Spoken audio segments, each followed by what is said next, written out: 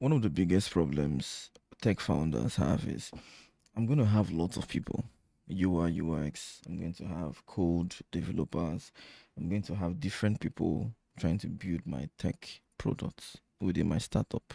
What tool it's better to control the production, to control the development, to control collaboration? How do I work with all these people and yet still be very, very efficient? So today I'm going to be giving you some very good tips as somebody who has multiple platforms. I mean, multiple platforms.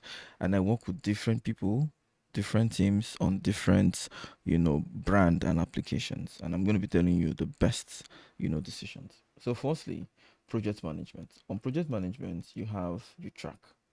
So, you track practically, it's like your Jira, it's like your Trello. It's a project management platform where you can have the following. Now, if you don't know this, you should be able to know this, but in the world of software development, your ideas keep on coming each and every single day. And in order for you to capture this your idea and have your team develop this idea, you have to put them somewhere. And this is a list. So usually we used to call this list a backlog. So what is a backlog?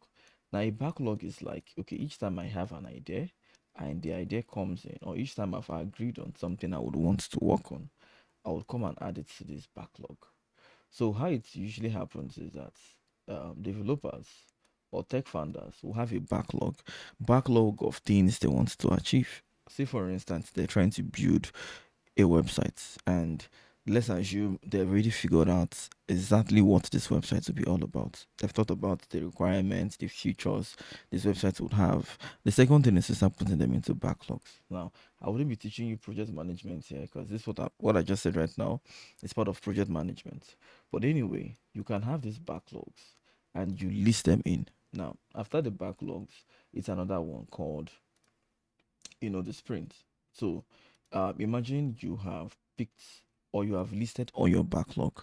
And after you've listed all your backlog, you can now have what we call a sprint. So usually a sprint is like a combination of backlog. Like imagine you have so many backlog over here. By backlog, it means the things you want to do. For instance, homepage, like the UI UX designer has designed the homepage. Okay, so somebody needs to do the homepage, right? Okay, good. Now, the person does the homepage. How many pages are we talking about? Let's say the person needs to do the entire homepage of the landing portfolio website. Okay.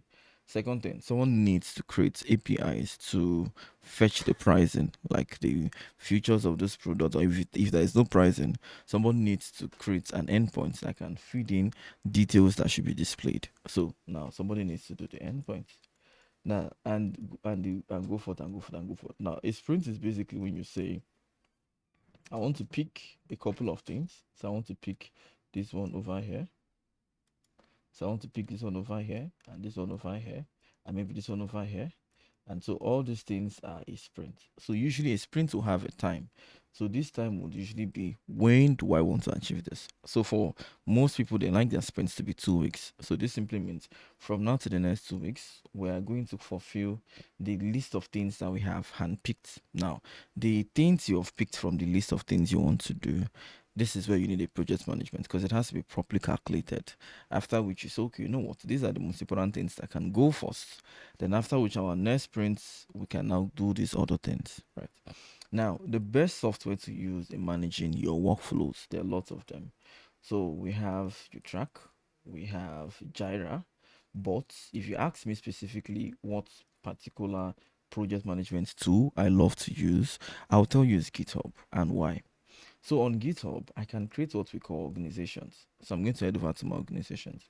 On this organization, these are the tech platforms I have. Like you see every one of them, this is a platform, a brand. This brand would usually have a mobile app, a website, a back end API system, which is like, a central server, and so many of them. Now, as I try to build these apps and platforms, one of the biggest problem is I would need to work with lots of people.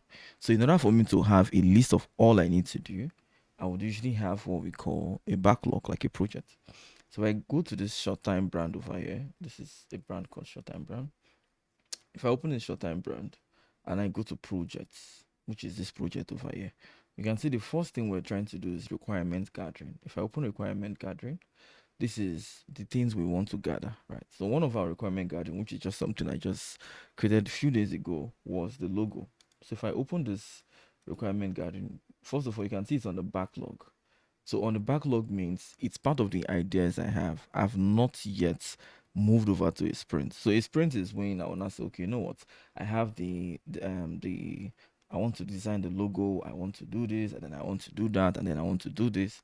And then I would have all this on my backlog. So I will pick the ones that are very important that I can do from now to the next 2 weeks.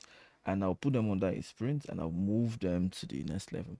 Now on GitHub, we don't really have like a sprint. So what we could usually have on GitHub is we could use, you know, things like okay. So on GitHub, we could use milestones as sprints.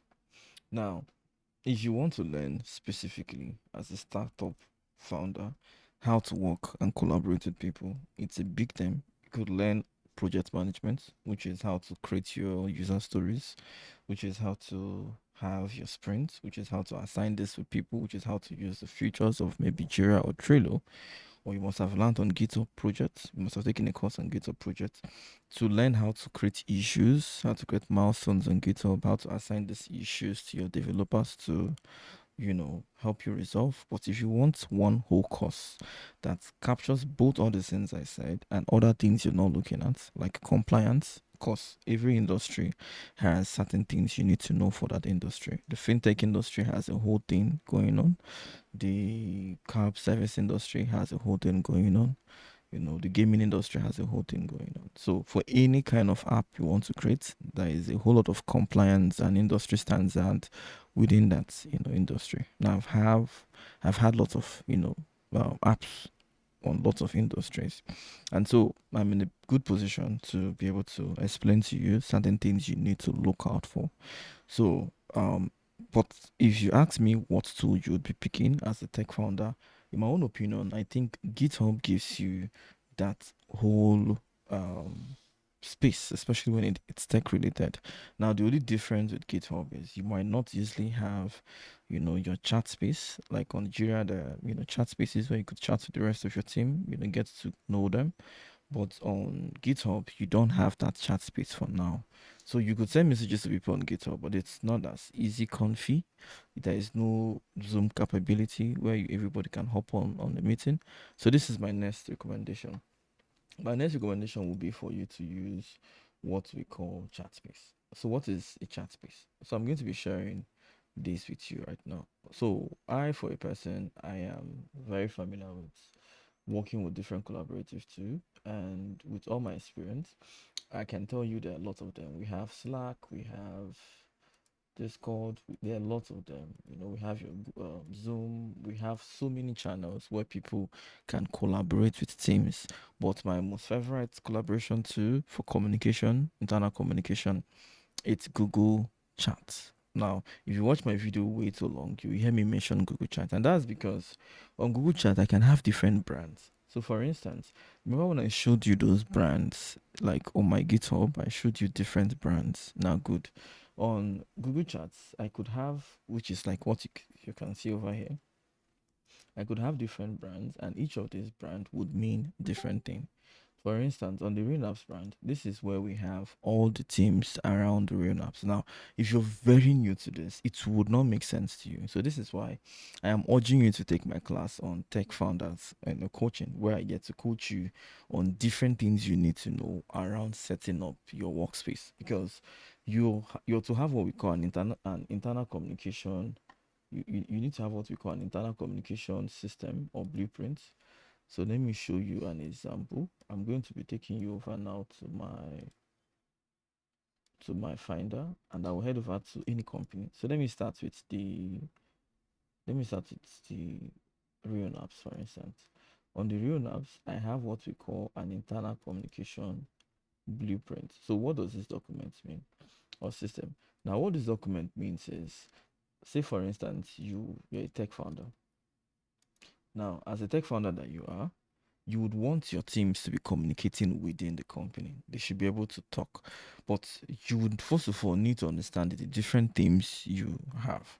Now, for someone like me, it's easy and out of the fly to know that I will need this team, I will need that team. But for somebody who is just coming up on board, they might need the coaching. So, for instance, on Real Naps, we have a couple of teams. We have the you won't be able to see this here, but if you go to our brand profile, we have different teams.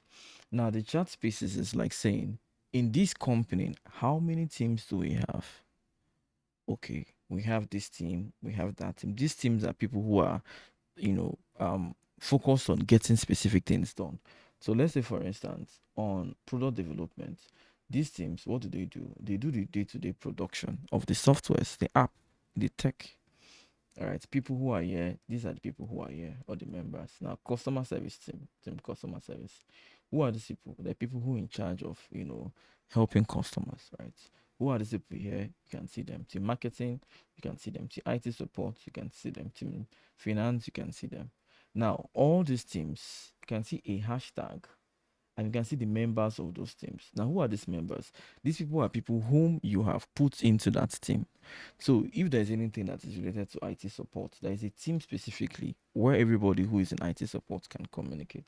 It's like your WhatsApp group, it's like your Telegram group. But the best part of it is you could simply come to Google, hit on the call button, and everybody on the team is already having a group call. Now, why this feature might be found on Telegram, it's more lovable on Google Chrome because on Google Chats because you can share documents on Google Chats, so you can pin resources. It's easy to collaborate on a document. It's a whole lot more flexible, and it gives you lots of features. Now, these features I think I'll go into detail. Should you sign up for my collaboration class? Now, after the team spaces, we have cross-functional spaces. So this is where certain people meet certain people. For instance, the leadership. Everybody who is a department or team lead happens to be on the leadership sync. Support escalation, IT requests, and then you now have what we now call, after team sync, we now have what we now call um communication ethics. So in my own recommendation, if you're asking what tool is best for communication, I will tell you the most preferable tool is, your Google Chat, because you can create a brand like this. It's actually called a section. I can create like a new section, and this new section will be a brand. After which I can now create different chat spaces, which is chat groups inside, and have everybody within those teams in their respective group. So I could, as a founder, go into each and every one of the group to know what is happening, to listen to their, and it's more focused because your entire team, they know whenever they're here for business. It's not the same thing as on WhatsApp, on Telegram, that they could be, distracted with other things. So this is for Google Workspace. You can see on Google Workspace, sorry, on Google Chat rather. On Google Chat, I have different brand, and on each of the brand, you can see all the teams within that brand.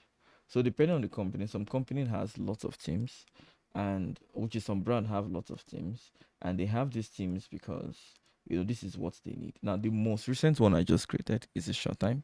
You can see I've not yet started building the internal communication system. By the time I'm very, very articulated on the amount of teams I would have on short time, the amount of people that would help short time to be what it is, and then I can now start moving over to create the internal communication. But having to do this on Google Chats without being worried about the amount of people I'm adding. Like if you do this on Slack, you get to a point to start paying per user. So Slack start charging you for everybody within your workspace. This could be from $4 to $10. So if you have a team of 10 people, you could pay within $40 to $100 a month. Meanwhile, on Google Chat, it's free. On Slack, if you want more features, you have to even pay more. On Google, virtually everything Google gives you almost for free, with exception to some very, advanced features that you would get at even a lesser price if you head over to Google. Because the thing with Slack is that Slack has to pay for everybody. On Google, you could just get a Google Workspace account and get that feature for only yourself.